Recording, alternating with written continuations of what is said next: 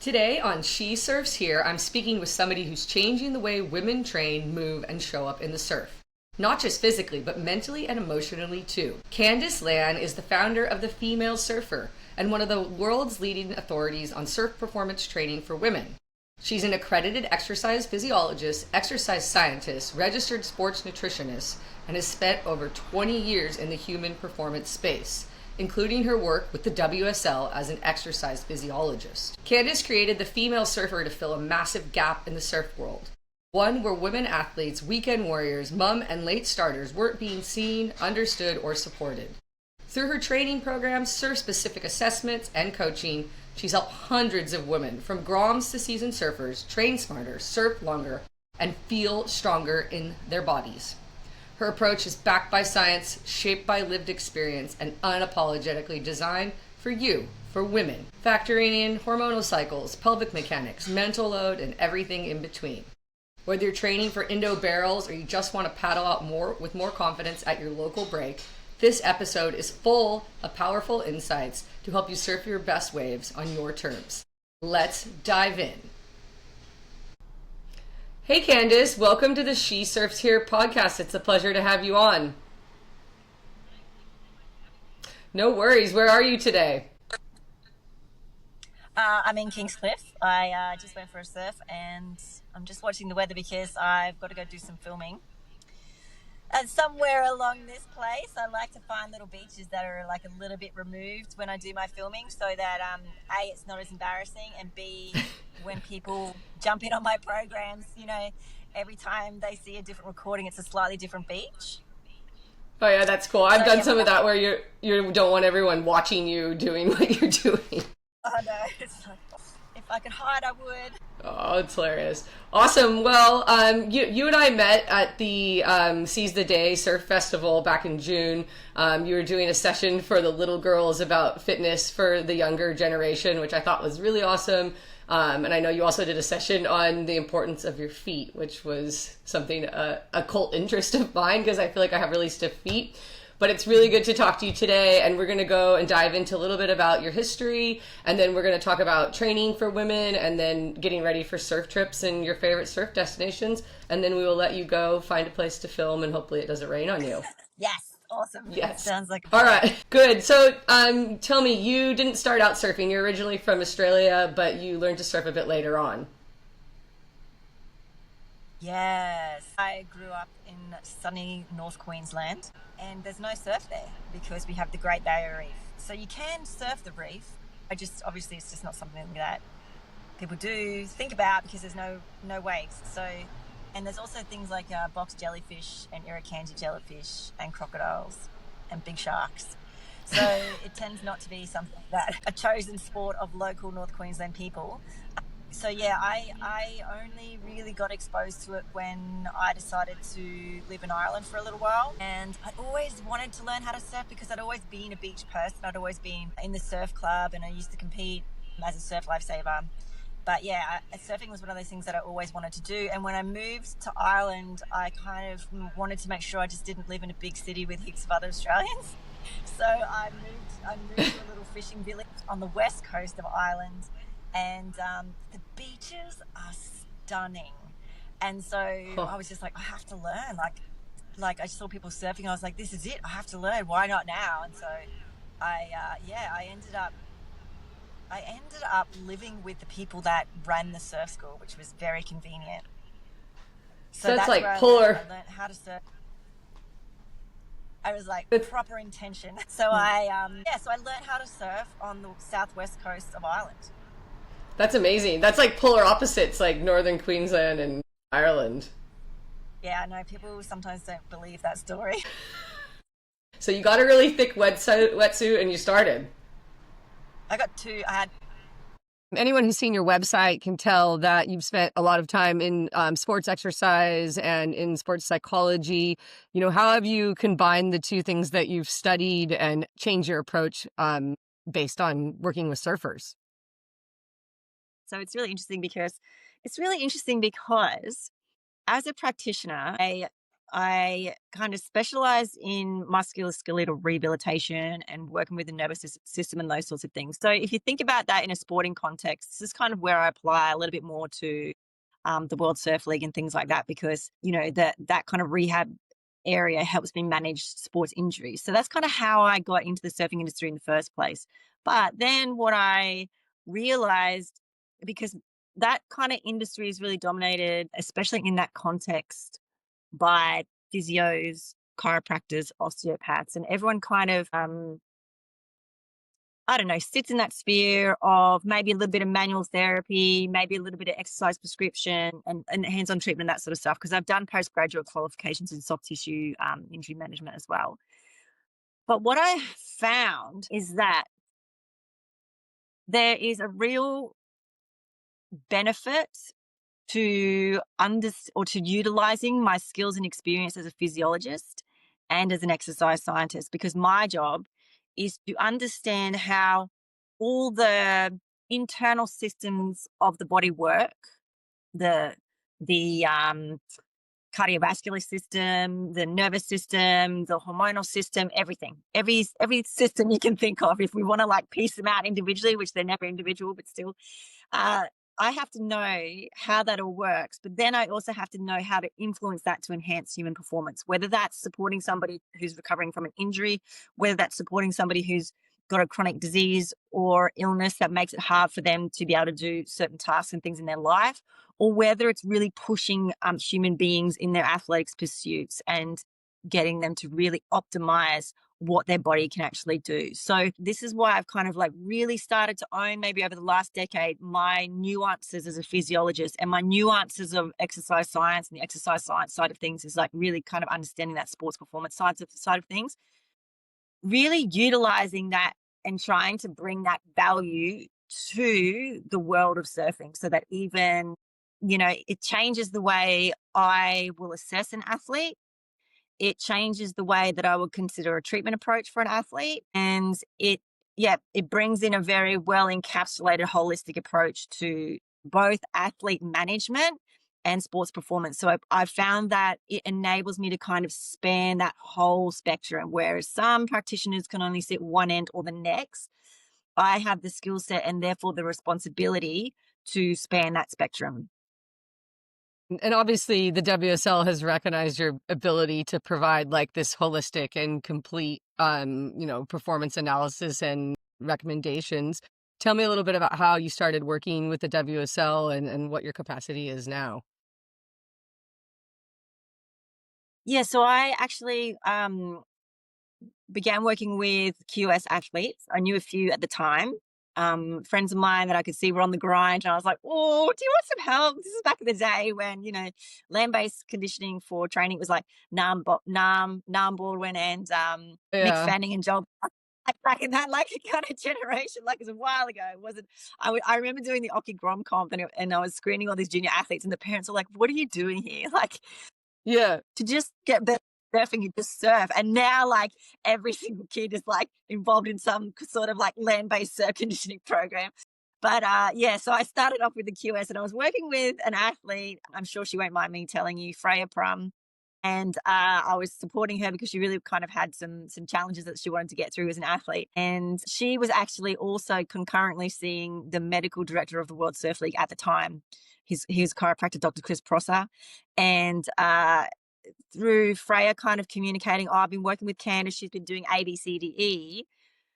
Dr. Prosser was like, oh, that's a pretty good approach. Like, tell me more about this person. And then Chris and I ended up having a conversation on the phone, just collaboratively about Freya and her treatment and where she's going.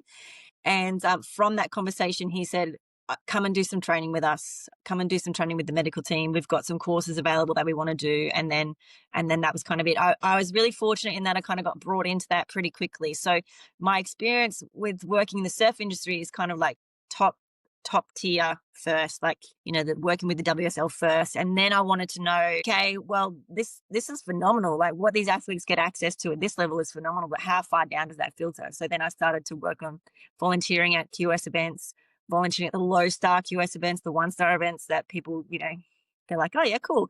And then, you know, like all the junior events and stuff like that.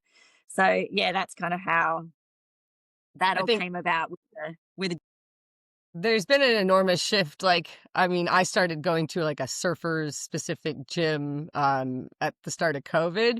And I just thought it was like the coolest thing in the world, but it really did improve my surfing so much. And it, like, I think there's been an enormous shift in like since then. It's just going through the roof, especially for juniors and stuff. And it's so cool because surfing isn't just surfing. If you just surf, your body ends up like you're like a cripple in Yeah, the end. it does. There's like a threshold. There's a threshold where, like, if you look at elite level athletes, they are so efficient at surfing, but they've really built that capacity into their body. But even though they are so efficient and therefore can handle high loads of surfing in terms of volume and in terms of intensity and in terms of power, even though they can do that, they still have a threshold where they come undone, where the body's like, nah, I'm tapping out. I can't deal with any more of this. The average everyday surfer, that threshold is kind of like much lower. Yeah, that's like it's the first day of your surf trip. You're like, I've had enough. I've already done. My shoulders hurt. Or the first time you put a wetsuit, like, oh my gosh. Yeah.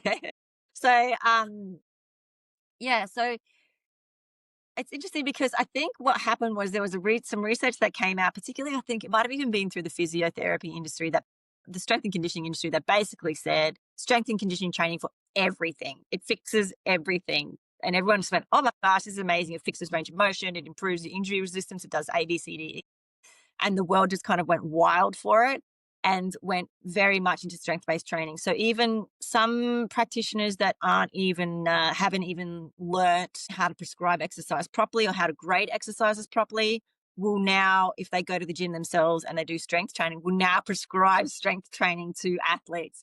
So it's a very juvenile industry. There is not a lot of evidence-based research out there. It's what I refer to as like a cowboy, cowgirl kind of industry. There are some people out there Okay. that are and they really know what they're doing, very intelligent practitioners, but there's a lot of people out there that are just following what they've learned on Instagram, or there's lots of Yeah. misinformation out.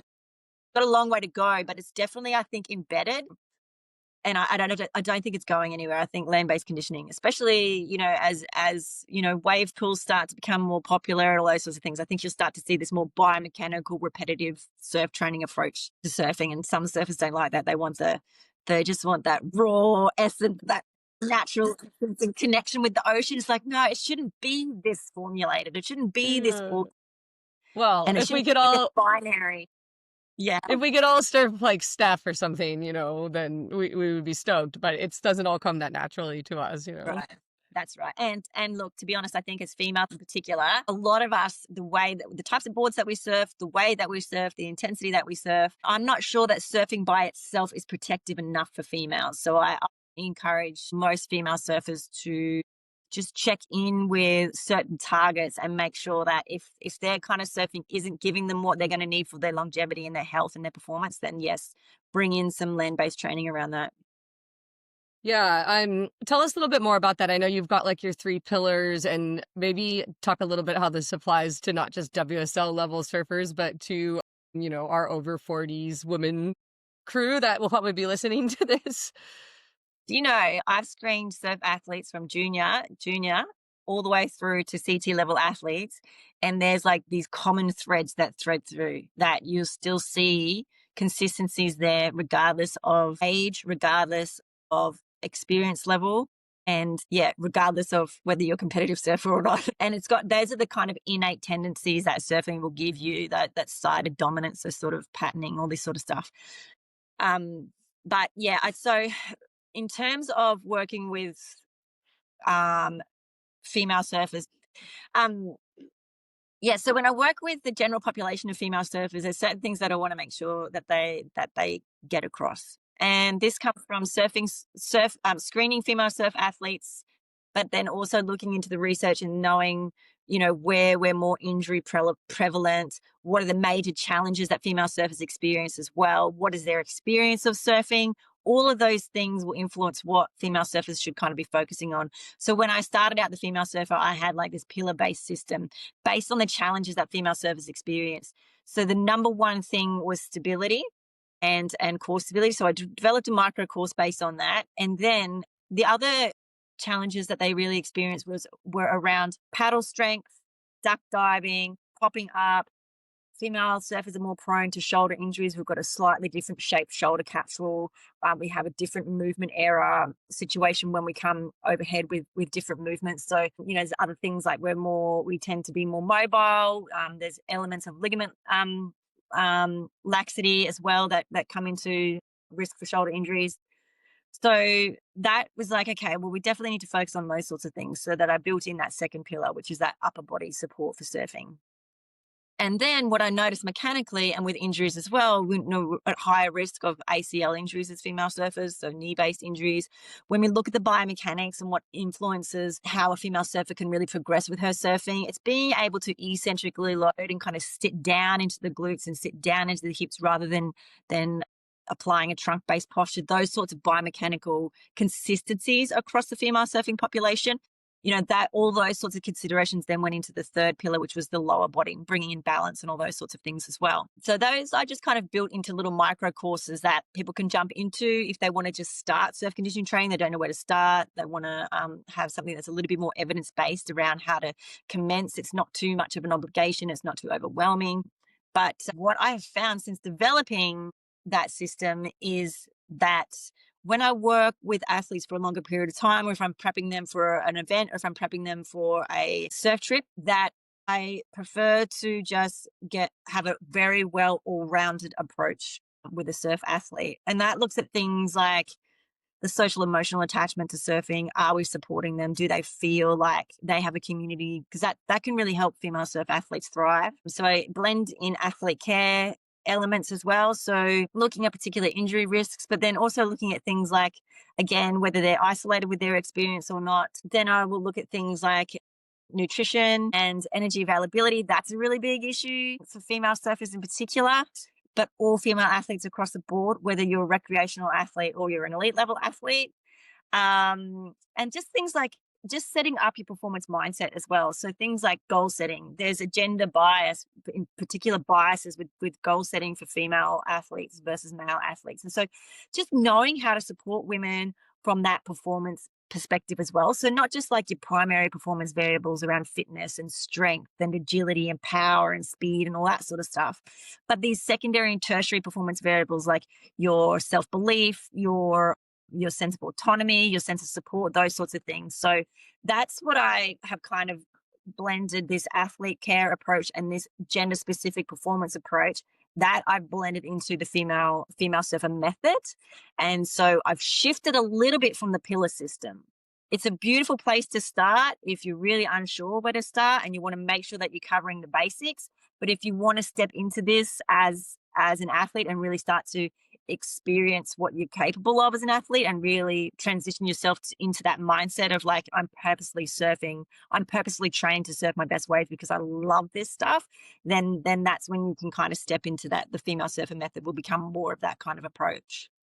That's so cool. It's so cool, like the whole holistic approach, because I've definitely had like surfing goals in my life or like surfing events that I've been preparing for. And like, you're 100% right, because it's so much about what you're thinking too, in addition to how you're feeling. I guess, so I'm surfing soon in a big contest, but for someone who was going on a trip or going to be surfing in a contest or wanted to join a board riders, what kind of programs do you offer and how do you set that out for them to get ready for something like that?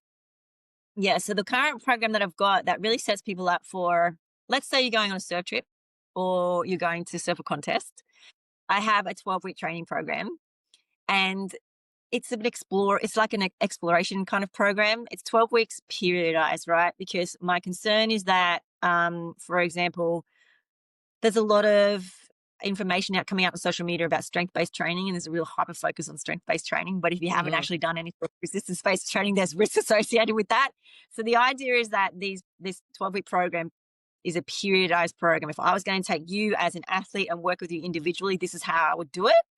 So it starts with baseline testing. So you just get an idea of what your range of motion is like, what your balance like, how your body's performing right now, what your general fitness is like. I feel like fitness is something that's very underdone in the surfing industry. And then we progress from there. So I'm looking at building out your surf fitness. I'm looking at building out your injury resilience, as well as your muscular endurance within the first phase of that 12-week program, then we start to step it up. And throughout that program, we also constantly learn stabilization, because that's one thing that will make you very, very, very robust as a female surfer. And the way that we teach it, it will make it's kind of tapping more into your movement efficiency, your natural movement efficiency as a surfer. So it's linking you, it's kind of shifting you away from typical gym-based exercises and kind of tapping you into more natural movement patterns of what you will need when you're surfing. So lots of rotational patterns, making sure that you can compress and extend, supporting your ability to use your feet and work with foot drivers to stabilize the head as you turn, all those sorts of things. So it's basically, I wanted to make sure, it sounds like it's a lot, but I really wanted to make sure that it was a one-stop place for females, that it could fit busy lifestyles. You didn't have to worry about making classes if you couldn't make 6 a.m. classes or 6 p.m. classes, those sorts of things. So all those considerations about the modern female surfer and what challenges we have with surf conditioning, or what challenges we have with meeting the demands of training, how can I kind of best support that? And so it's all figured out. It's all figured out for people. So if they have 3 months before their competition, 3 months before their surf trip, 3 months before, they have this epic goal in mind, then this is the kind of program that they can tap into. And that's done online, right? Online. Yeah, it's done online. People go, I don't like doing it online. I'm like, wait till you try it. Just wait till you try it. Yeah, first, it's just such a beautiful fit for a lot of women. And I get it. I get it that some people are just group-based fitness classes all the way, and that's cool. But yeah, the feedback that we've got from the course has been really, really positive. So, and I love it. I enjoy it. We have a WhatsApp group. Everyone shares photos, surfboards, and the new surf spot that they're surfing. So the sense of community that we've been able to achieve out of that program is pretty profound, and it's far more than what I thought it was going to be. Yeah, so the feedback is that they really feel like they're part of something. That's amazing. I mean, I think I know so many people here that are, kind of more in the beginning of their surfing journey, but they are older like me, and they so need that support. And they're down at the surf school or with whoever, but it's all boys and it's not about them, So I think that's super cool. Yeah, just little things like just the way that we can support females with their capacity to participate in sport is really important. And so things around some of the big challenges, I wrote a blog about this. I think it was called The 5 Barriers That Are Impacting of Females' Participation in Sport. And it was based off some research that came out of the Australian Sports Commission, because they were trying to understand why female athletes were dropping out or why females were dropping out of sport, because it has, run-on effect in terms of the health impacts that women are becoming unwell in older age. And that has an impact on our health system in Australia. So they were trying to figure out, well, physical activity is so beneficial. Why are females dropping out, and how can we encourage that? And they found that one of the major things was that there's women have a social emotional attachment to sport. And so it's not just, for example, if you think, I don't have time, it's not so much the physical construct of time, but it's the guilt associated with distributing that time towards yourself, or distributing that time, got other responsibilities and other things happening at home. So what I wanted to do is to try and break down some of those barriers, those social emotional barriers to sports participation. And I just feel like having a supportive online environment and very clever training that, women can feel like it, that does actually help progress their surfing. That to me was a way that I could contribute to supporting women's participation in sport. We just need options that suit us as modern female surfers. Yeah, 100%. Okay, so I'll tell you a funny story about the Complete Female Surfer program, and it's like its origins, the OG program. We were doing a podcast interview in my clinic at the time, and I had two. It was actually about surfing bigger waves. So we had Matty Aldridge from Pizel Surfboards. He's a big wave surfer, often goes to Indo, surfs 20-foot waves, whatever. We had Chelsea Hedges there, as you know, Triple Crown winner, insane surfer and big wave surfer, tackling chopes and Hawaii and all that sort of jazz. And then I had a couple of the local surfers there as well. I can't remember if it was Audrey or Grace, but the Simon Lane twins as well. And we're just talking about how the whole purpose was just to discuss, like, how do you prepare yourself for big waves? Because they just come and they go. So how do you make sure that you're ready? How do you manage that? Blah, blah, blah, blah, blah. Anyway, it was so funny because we hadn't had swell for a really long time. And we came, everyone kind of straggled into the clinic because we'd all just like individually gone for these surfs, and we just like had hair like everywhere. And we were just like, whoa, sorry. We were just like, whoa, what happened this morning? It's like only 3 foot, but we'd all just like gotten smashed. Like we Yeah. just weren't ready for this surf. It was quite a punch, quite a punchy kind of 3 foot surf. And I'd surf D-bar, and I don't know where Chelsea's surf, but we were just like, what? We are so unfit. Like, how do we not handle that kind of thing? And then I was like, we should just train. Why are we not training? Why are we not training for when the big swell actually arrives? And so that's how it all started. It was about just like getting together with your mates and just making sure you're ready for when the swell Yeah. comes.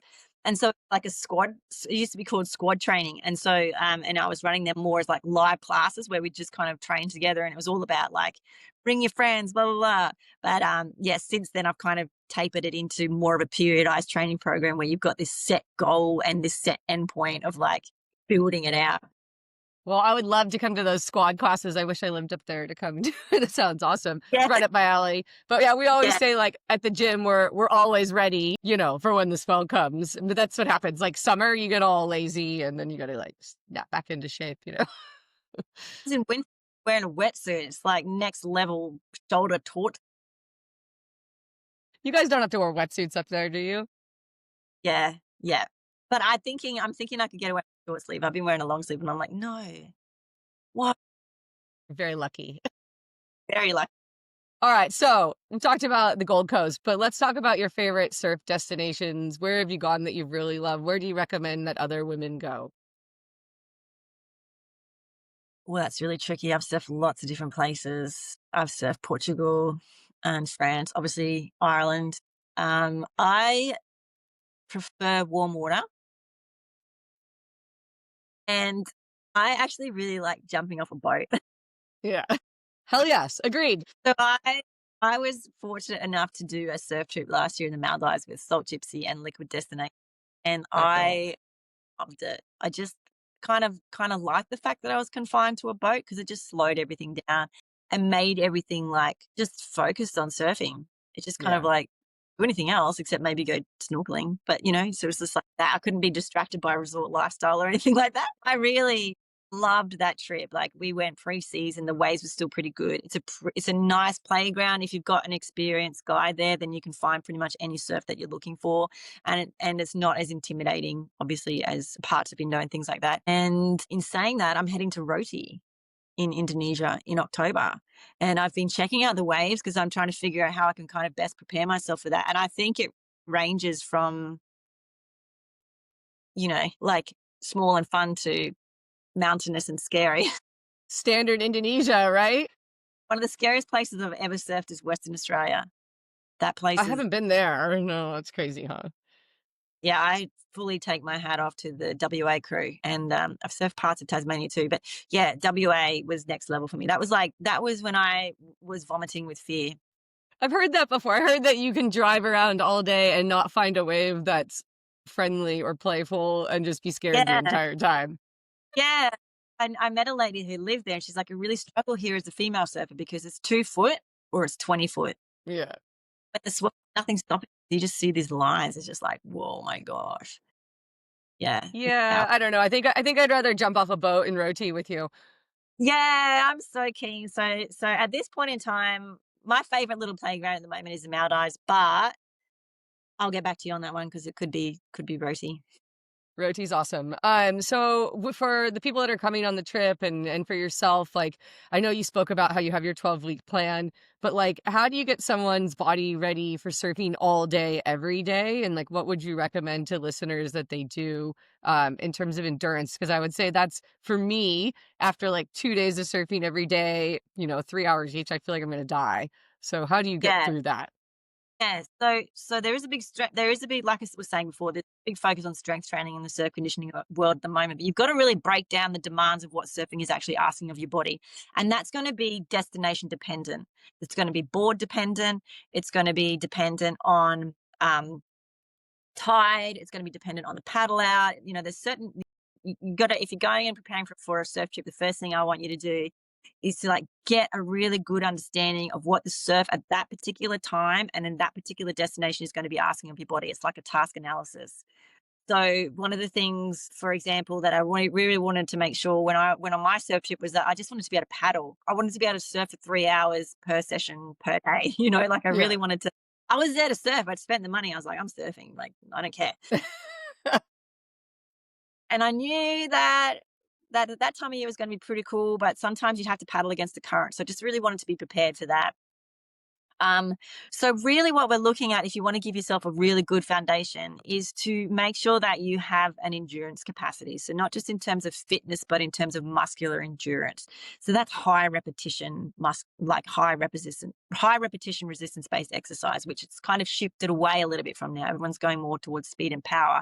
But the speed and the power, that's the sprinkly stuff you put on top right at the end. If you look at the demands of surfing, for most of us, what's going to get us out of trouble, what's going to help us be more confident as surfers, what's going to make us get onto better waves, what's going to help us stay safe, what's going to help us, surf all day when we go on surf trips is that underlying capacity built on both cardiovascular, respiratory, and muscular endurance. So I just want people to, so for example, for me now, I've got Rote coming up and I'm paddling on a 25-litre board because I just want to build up that paddle endurance. For Indo, right? Like it's a light board and the waves don't call for it at all. But I was Yeah, like, yeah. I've got to I have to. And so, yeah, a lot more swim sessions, stuff like that. But remember before when I was talking about the threshold?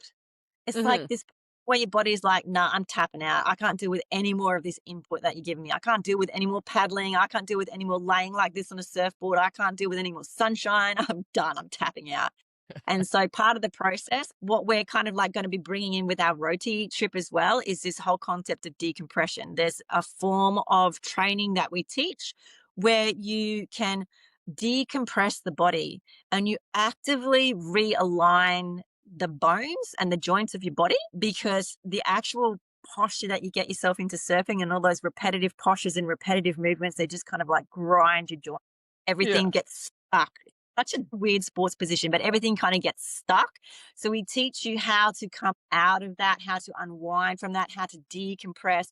And there is breath work involved in that, particularly through the diaphragm, so that you get that central nervous system regulation as well. So you come down, you literally come down, you come back into center with your body, your joints become recentered.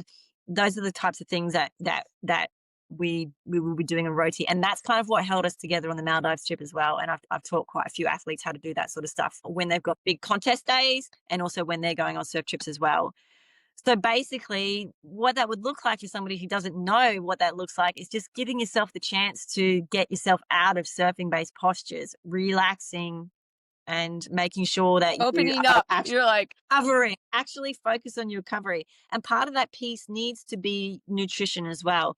People are banging on about protein, protein, protein, protein. Surfing is predominantly a carbohydrate and fat-based fuel source. It relies on that sort of energy. So don't be afraid to increase your energy intake during a surf trip as well to make sure that your body has the capacity to keep going as well.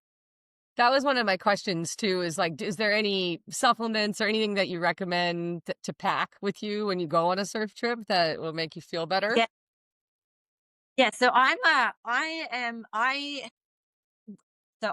plan, if I know that I'm going to be premenstrual on a surf trip, I pack very differently. Okay. So I've got to make sure that I have painkillers because I will quite often experience menstrual migraines.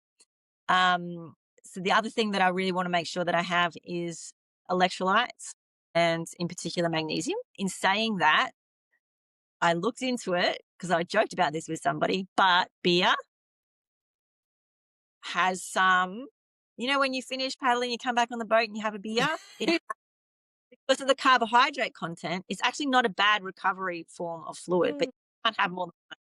Then it starts to lose its benefits. Starts to So go, one bintang every time you come in from a surf. Okay, that's good.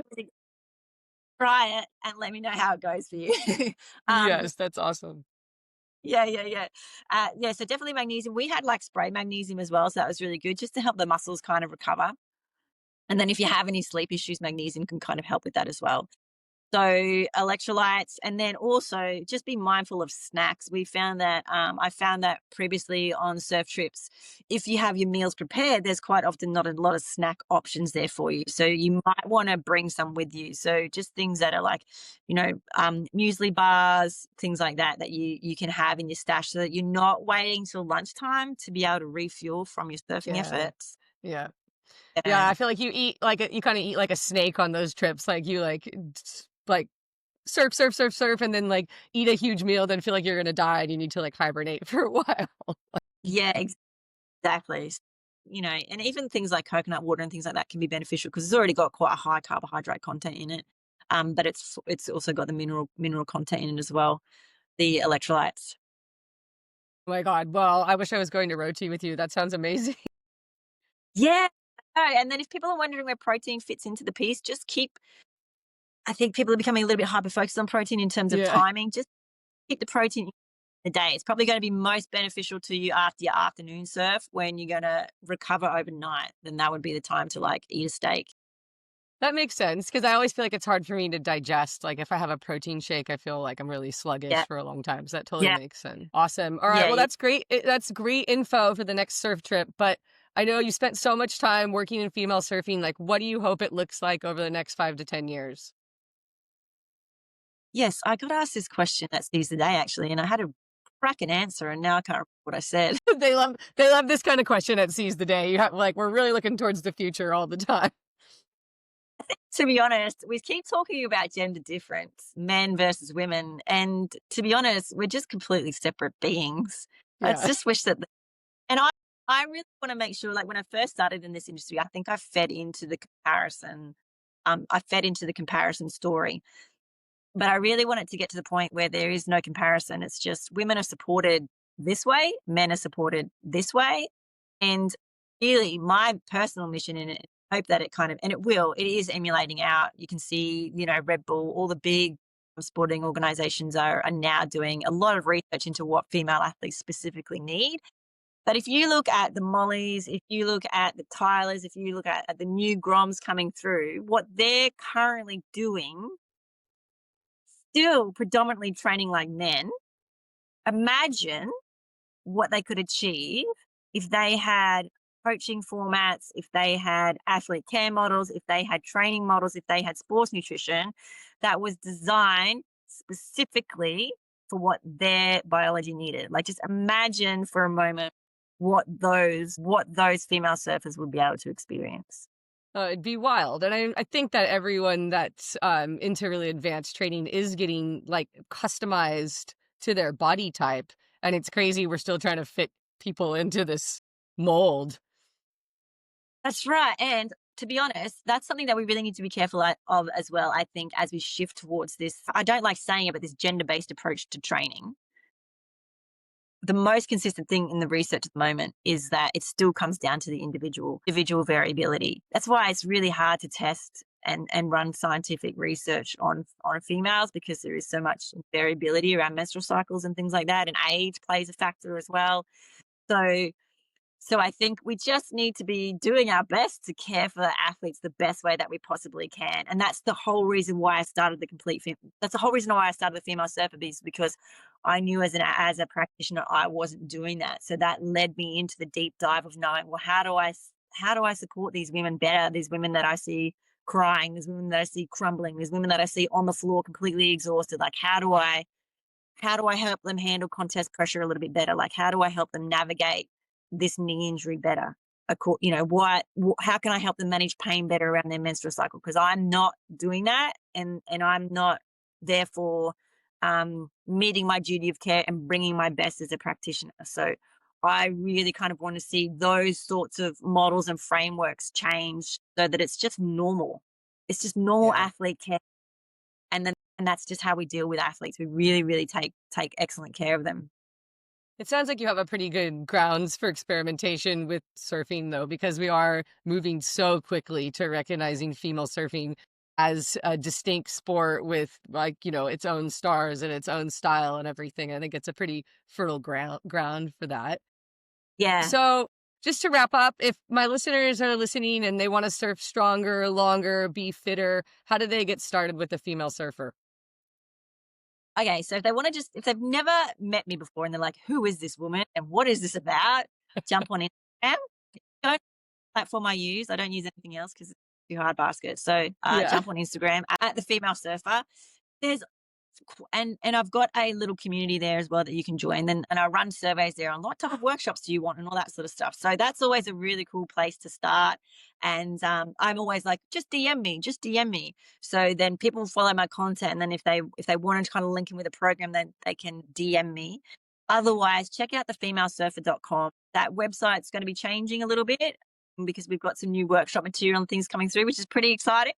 But yeah, get onto the socials at the Female Surfer, and then check out the website as well, because there's some blog content on there that I think coaches and female surfers and parents would benefit from reading.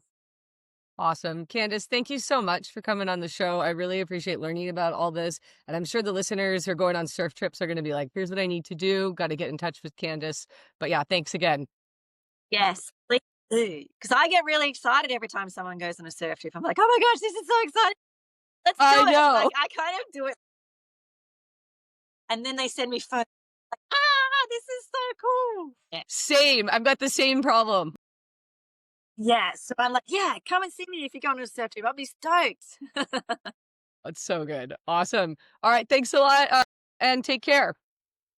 Yes. Great to chat with you. And I'll see you soon, hopefully. Take care.